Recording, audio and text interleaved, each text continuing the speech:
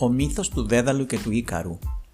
Ο Δέδαλος ήταν ένας διάσημος αρχιτέκτονας και γλύπτης, δηλαδή έφτιαχνε αγάλματα στην αρχαία Ελλάδα. Έμενε στην Αθήνα μαζί με το γιο του τον Ίκαρο. Το εργαστήρι του Δέδαλου ήταν σπουδαίο. Τα αγάλματα που έφτιαχνε έμοιαζαν ζωντανά, έτοιμα να κινηθούν. Έφτιαχνε επίσης παράξενα κτίρια, πλοία, σπαθιά για τους στρατιώτες και άλλες εφευρέσεις. Οι άνθρωποι τον αγαπούσαν γιατί τους βοηθούσε. Ο βασιλιάς της Κρήτης, Μίνωας, ζήτησε από τον Δέδαλο να φτιάξει ένα κτίριο για να φυλακίσει το Μινόταυρο, ένα επικίνδυνο πλάσμα που ήταν μισός άνθρωπος, μισός ταύρος. Ο Δέδαλος έφτιαξε έτσι το Λαβύρινθο, ένα κτίριο με εκατοντάδες διαδρόμους και περάσματα, όπου αν έμπαινες χανόσουν και πολύ δύσκολα έβρισκες ξανά την έξοδο. Ο βασιλιάς Μίνωας, για να τον ευχαριστήσει, τον προσκάλεσε να μείνει στο παλάτι του μαζί με το γιο του τον Ίκαρο. Όταν κάποτε ο Θησέας έφτασε στην Κρήτη για να σκοτώσει το Μινόταυρο μέσα στο Λαβύρινθο, η κόρη του βασιλιά Μίνωα, η Αριάδνη, τον αγάπησε. Πήγε έτσι στον Δέδαλο και τον παρακάλεσε να της πει το μυστικό για να μπορέσει ο Θησέας να βγει εύκολα από το Λαβύρινθο.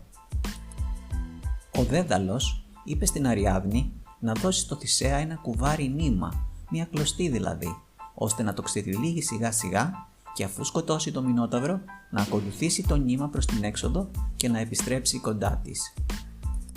Έτσι και έγινε, και όταν ο Θησέας βγήκε έξω από το Λαβύρινθο, πήρε την Αριάδνη και έφυγαν μαζί κρυφά για να πάνε στην Αθήνα. Μόλις ο βασιλιάς Μίνωας κατάλαβε πως ο Δέδαλος βοήθησε τη βασιλοπούλα Αριάδνη να σώσει το Θησέα και να φύγει μαζί του στην Αθήνα, θύμωσε. Αμέσως φυλάκισε το Δέδαλο και το γιο του τον Ίκαρο μέσα στο Λαβύρινθο. Παρόλο που ο Δέδαλος κατασκεύασε ο ίδιος το Λαβύρινθο, δεν μπορούσε να βρει την έξοδο. Παρατηρώντας όμως για μέρες τα πουλιά που πετούσαν στον ουρανό, είχε την ιδέα να φτιάξει φτερά ώστε να πετάξουν κι αυτοί μακριά από το Λαβύρινθο. Μαζί με τον Ίκαρο άρχισαν να μαζεύουν τα πούπουλα που έριχναν τα πουλιά. Χρησιμοποιώντας κερί, μετά από πολύ καιρό, κατάφερε να φτιάξει φτερά για τον ίδιο και για το γιο του τον Ίκαρο. Ο Δέδαλος έδειξε στον Ίκαρο πώς να τα χρησιμοποιεί. Του είπε να μην πετάει πολύ ψηλά, γιατί ο ήλιος θα λιώσει το κερί, αλλά ούτε και πολύ χαμηλά, γιατί το νερό της θάλασσας θα χαλάσει τα φτερά. Να πετάει κάπου στη μέση. Φόρεσαν τα φτερά και άρχισαν να πετάνε μακριά από το Λαβύρινθο.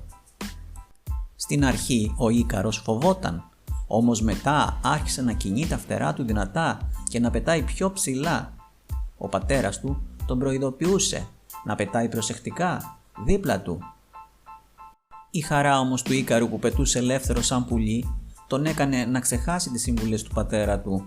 Πετούσε όλο και πιο ψηλά σαν να ήταν ο βασιλιάς του ουρανού. Ήθελε να πετάξει πιο ψηλά και από τα πουλιά. Κάποια στιγμή, καθώς ανέβαινε όλο και πιο κοντά στον ήλιο, το κερί έλειωσε και τα φτερά του καταστράφηκαν. Ο Ίκαρος έπεσε στη θάλασσα και χάθηκε. Ο Δέδαλος, κλαίγοντας για το θάνατο του γιού του, μόλις έφτασε σε ένα νησί, έβγαλε τα φτερά και δεν τα χρησιμοποίησε ποτέ ξανά.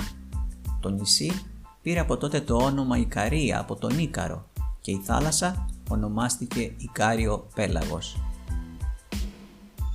Από το μύθο αυτό μαθαίνουμε ότι όποιος επιθυμεί με εγωισμό να ξεπεράσει όλους τους άλλους, στο τέλος μπορεί να πάθει κακό.